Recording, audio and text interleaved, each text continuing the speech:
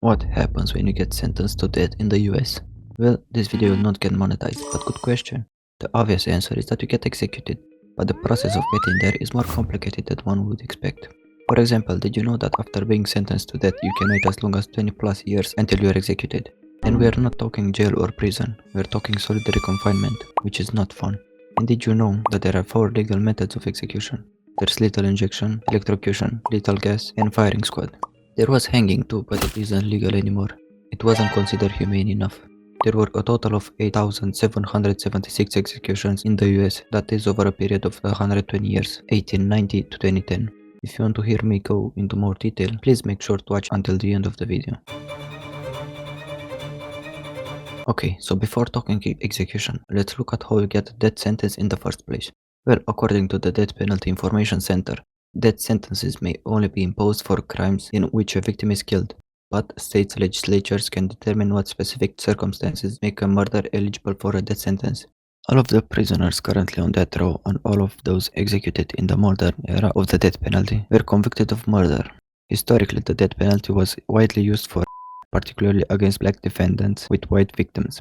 When the death penalty was reinstated in 1976, the Supreme Court left open the possibility of imposing the death penalty for offenses other than murder, such as or even armed robbery. However, the court soon ruled that the death penalty would be unconstitutional for the of an adult where no death had occurred. The ban was later extended for any non-homicidal by the US Supreme Court decision Kennedy v. Louisiana, and the Supreme Court commented that the death penalty could no longer be applied for any crime against an individual where no death occurred. Many states allowed all those who participated in a felony in which a death occurred to be charged with murder and possibly face the death penalty, even though they may not have directly killed anyone. The case of an unarmed accomplices in a bank robbery in which an employee is killed is a typical example of felony murder. Since the death penalty is supposed to be reserved for the worst of the worst cases, legislatures or the court could restrict its use only for those who directly participated in killing the victim.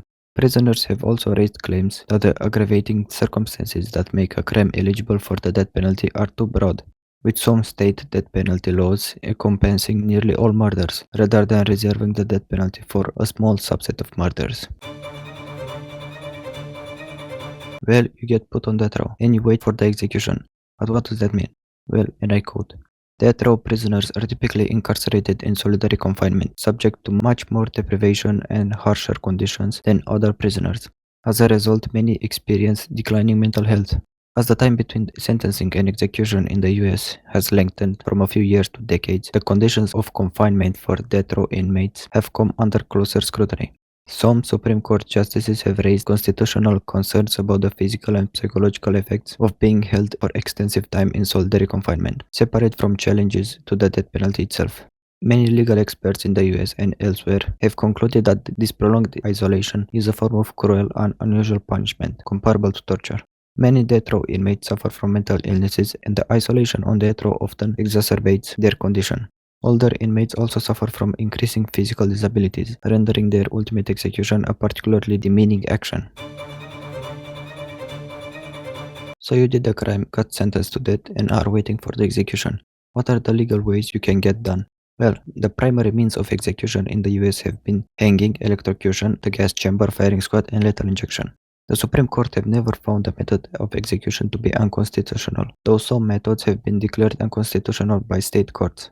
The predominance of lethal injection as the preferred means of execution in all states in the modern era may have put off any judgment by the court regarding older methods, because of a resistance by drug manufacturers to provide the drugs typically used in lethal injections. Some states now allow the use of alternative methods if lethal injection cannot be performed. Controversies surrounding the method to be used have delayed executions in many states, contributing to an overall decline in the use of death penalty. But that depends on the state you are from, because only 27 states have a death penalty. Kind of late to mention this, but here are the states that do. And here are the states that don't, plus the year they abolished it. You can pause and look at them if you want to. Let's continue if not. So out of those 27, 26 have lethal injection as the default go-to, with South Carolina being the only one with the default being electrocution. And here are the states that allow electrocution, lethal gas, and firing squad. Hanging isn't used anymore, but it was as recent as 2018 that it was last an option. We looked at a bit of the history regarding death sentences, the way it works now, the methods used today. So now let's look more in depth at the most popular method of executions in modern times, that being lethal injection. Like I said, this is the method used by all the states that allow the death penalty and the federal government. It was first adopted in 1977 in Oklahoma. The first person to be executed was from Texas on December 2nd, 1982. The way the procedure is carried out is in a few steps. When this method is used, the condemned person is usually bound to a gurney, and a member of the execution team positions several heart monitors on the skin. Two needles, one is a backup, are then inserted into usable veins, usually in the prisoner's arms. Long tubes connect the needle through a hole in a cement block wall to several intravenous strips. The first is a harmless saline solution that is started immediately. Then, at the warden's signal, a curtain is raised, exposing the prisoner to the witnesses in an adjoining room. The process then differs depending upon whether the state uses a single drug or multi-drug protocol. In the one-drug executions, the prisoner is injected with an overdose of pentobarbital. In the multi-drug executions, states start with a sedative, previously sodium thiopental, but more recent drugs such as midazolam, which is supposed to put the prisoner to sleep. Next, a paralytic drug, typically vicuronium bromide or pancuronium bromide, is injected, which paralyzes the entire muscle system and stops the prisoner's breathing. Finally, the flow of potassium chloride stops the heart. Death results from anesthetic overdose and respiratory and cardiac arrest while the condemned person is unconscious. Medical ethics preclude doctors from participating in executions. However, a doctor will certify the prisoner is dead. Now the bad part is that the difficulty of obtaining these drugs is increasing. So when they don't get them, let's just say they get creative, trying new drugs and combinations that can result in prolonged and painful executions. This is why there are states that use other methods. But before I start explaining the other methods, let's look more at the protocols. Until 2009, most states used a three-drug combination for lethal injections, an anesthetic, usually sodium thiopental, until pentobarbital was introduced at the end of 2010. Pancuronium bromide, a paralytic agent also called pavolone, and potassium chloride stops the heart and causes death. But now, with the aforementioned shortage, the use of three drugs is not always an option. So you have the one-drug method that was used by 8 states and is just an overdose on anesthetic. The pentobarbital variation, used by 14 states, is just a change in the anesthetic with the sedative pentobarbital. The midazolam method, used by several states, is again just a change in the anesthetic with midazolam. Recently, fentanyl was used in Nebraska, and they plan on continuing to use it in combination with other drugs. The use of compounding pharmacies that were used or are intended to be used by 10 states. Compounding pharmacies combine, mix, or alter drugs. They are usually used on an individual basis if a person is prescribed a medicine but is allergic to a component of said medicine. The compounding pharmacies will take the task of changing the drug to meet the specific needs of the patient or similar situations. But in this case, they will be used to make drugs for execution. Hanging was the most used method of execution in the US until the 1890s. The choice to use it was available as recent as 2016 in Delaware and 2018 in Washington. The way these executions would carry out would be: for execution by hanging, the prisoner may be weighted the day before the execution, and a rehearsal is done using a sandbag of the same weight as the prisoner. This is to determine the length of the drop necessary to ensure a quick death. If the rope is too long, the prisoner could be decapitated, and if it's too short, the strangulation could take as long as 45 minutes. The rope, which would be 3/4 of an inch to 1 1/4 of an inch in diameter, must be boiled and stretched to eliminate spring or coiling. The knot should be lubricated with wax or soap to ensure a smooth sliding action. According to the 1989 US Army Manual, immediately before the execution, the prisoner's hands and legs are secured. He or she is blindfolded, and the noose is placed around the neck, with the knot behind the left ear. The execution takes place when a trapdoor is opened and the prisoner falls through. The prisoner's weight should cause a rapid fracture dislocation of the neck. However, instantaneous death rarely occurs. If the prisoner has strong neck muscles, is very light, or if the drop is too short or the noose has been wrongly positioned, the fracture dislocation is not rapid and death results from slow asphyxiation. If this occurs, the face becomes engorged, the tongue protrudes, the eyes pop, the body defecates, and violent movements of the limbs occur. As I said before, this method isn't used anymore, and the main reason is the inhumane nature of it. And if you heard the explanation, you can agree with the reasoning for the abolishment. Electrocution is the most used execution method in the last 120 years. This was created to be a more humane method than its predecessor, hanging. The first electric chair was built in 1888 in New York, and it was first used in 1890. Soon after, other states adopted this method, and it resulted in a whopping 4,374 executions out of the 8,776 total. That is 49.84%. This number is from Professor Austin Sarat's book, Gruesome Spectacles, Botched Executions, and America's Death Penalty. The book and his research would come up later in the failed execution sections. The procedure is as follows. For execution by the electric chair, the person is usually shaved and strapped to a chair with belts that cross his chest, groins, legs, and arms. A metal skull cap shaped electrode is attached to the scalp and forehead over a sponge moistened with saline. The sponge must not be too wet, or the saline short-circuits the electric current, and not too dry, as it would then have a very high resistance. An additional electrode is moistened with conductive jelly, electrocream, and attached to a portion of the prisoner's leg that has been shaved to reduce resistance to electricity. The prisoner is then blindfolded. After the execution team has withdrawn to the observation room, the warden signals the executioner, who pulls a handle to connect the power supply. A jolt of between 500 and 2000 volts, which lasts for about 30 seconds, is given. The current surges and is then turned off, at which time the body is seen to relax. The doctors wait a few seconds for the body to cool down and then check to see if the prisoner's heart is still beating. If it is, another jolt is applied. This procedure continues until the prisoner is dead.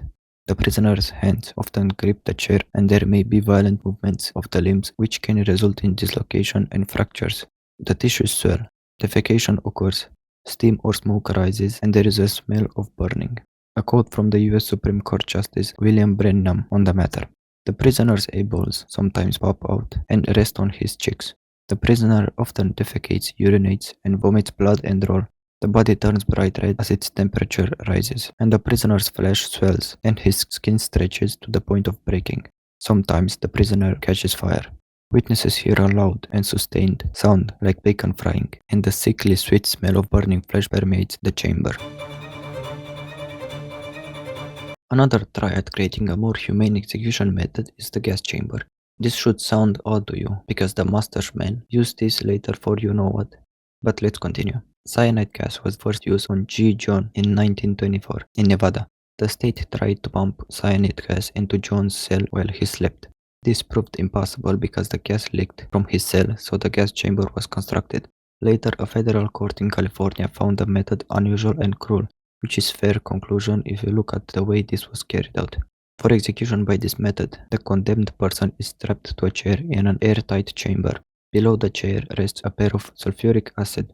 A long stethoscope is typically affixed to the prisoner so that the doctor outside the chamber can pronounce death. Once everyone has left the chamber, the room is sealed. The warden then gives the signal to the executioner, who flicks a lever that releases crystals of sodium cyanide into the pill. This causes a chemical reaction that releases hydrogen cyanide gas. The prisoner is instructed to breathe deeply to speed up the process. Most prisoners, however, try to hold their breath and some struggle. The prisoner does not lose consciousness immediately. According to former San Quentin, California penitentiary warden Clifton Duffy, at first there is evidence of extreme horror, pain, and strangling. The eyes pop, the skin turns purple, and the victim begins to drool. Carroll Chessman, before he died in California's gas chamber in 1960, told reporters that he would nod his head if it hurt. Witnesses said he nodded his head for several minutes. According to Dr. Richard Reisman of Johns Hopkins University School of Medicine, the person is unquestionably experiencing pain and extreme anxiety. The sensation is similar to pain felt by a person during a heart attack, where essentially the heart is being deprived of oxygen. The prisoner dies from hypoxia, the cutting off of oxygen to the brain.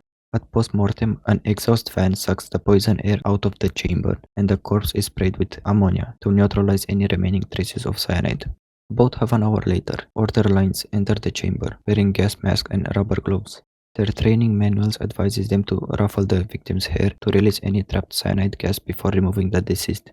As of the recent drug shortage, they are getting creative with this, using something called nitrogen hypoxia. According to Alabama's heavily reducted nitrogen hypoxia protocol, members of the execution team are to place a mask over the prisoner's face, throughout which nitrogen gas will be pumped, depriving the prisoner of oxygen and causing his death. While this should make the person unconscious in a very short time, the first execution of this kind from January 25, 2024 shows other results. On January 25, 2024, Alabama executed Kenneth Smith using this method, the first execution of this kind in American history. Though the Alabama Attorney General assured courts that nitrogen hypoxia would result in unconsciousness in seconds, media witnesses and others reported that Mr. Smith appeared awake for several minutes after the flow of nitrogen gas began. Some witnesses reported that Mr. Smith shook and writhed for at least 4 minutes before breathing heavily for another few minutes. Department of Corrections Commissioner John Hamm said that the nitrogen gas flowed for approximately 15 minutes and Mr. Smith was pronounced dead 32 minutes after the curtains opened in the execution chamber. Firing squad is just as the name implies, you get shot. For executions by this method, the prisoner is typically bound to a chair with leather straps across his waist and head, in front of an oval-shaped canvas wall. The chair is surrounded by sandbags to absorb the prisoner's blood. A black hound is pulled over the prisoner's head. A doctor locates the prisoner's heart with a stethoscope and pins a circular white cloth target over it. Standing in an enclosure 20 feet away, 5 shooters are armed with .30 caliber rifles loaded with a single shot. One of the shooters is given blank rounds. South Carolina's execution protocol calls for the use of 3 shooters, each of whom is provided live rounds. Each of the shooters aims his rifle through a slot in the canvas and fires at the prisoner. The prisoner dies as a result of blood loss caused by a rupture of the heart, or a large blood vessel, or tearing of the lungs. The person shot loses consciousness when shock causes a fall in the supply of blood to the brain. If the shooters miss the heart by accident or intention, the prisoner bleeds to death slowly. This method was available if the inmate asked for it, but it became a viable option in more states because, say with me, drug shortage. We can't talk about executions without acknowledging the botched executions. It is estimated that 3% of US executions in the period from 1890 to 2010 were botched. There is a book released in 2014 by Austin Sarat named Gruesome Spectacles, Botched Executions and American Death Penalty, where he describes the history of flawed executions. His definitions for the term is botched executions occur when there is a breakdown in or departure from the protocol for a particular method of execution. The protocol can be established by the norms, expectations, and advertised virtues of each method or by the government's official adopted execution guidelines. Botched executions are those involving unanticipated problems or delays that cause at least arguably unnecessary agony for the prisoner or that reflects gross incompetence of the executioner. Examples of such problems include, among other things, inmates catching fire while being electrocuted, being strangled during hangings instead of having their necks broken, and being administered the wrong dosage of specific drugs for lethal injections. Over a period of 120 years, out of the 8,776 people that were executed, 276 executions went wrong in some way. That is according to Professor Austin Sarat. Here is a chart that shows you in more detail, and I'm going to read you one example of a botched execution. September 2, 1983, Mississippi, Jimmy Lee Gray, asphyxiation. Officials had to clear the room 8 minutes after the gas was released when Gray's desperate gasps for air repulsed witnesses. His attorney, Dennis Balske of Montgomery, Alabama, criticized state officials for clearing the room when the inmate was still alive. Said noted death penalty defense attorney, David Brooke. Jimmy Lee Gray died banging his head against a steel pole in the gas chamber while the reporters counted his moans, 11 according to the Associated Press. Later it was revealed that the executioner, Barry Bruce, was drunk. If you have made it this far, first, thank you for watching, and second, let me know your thoughts about this subject in the comments. I would love to read them. But that's all from me. Have a nice rest of the day or night.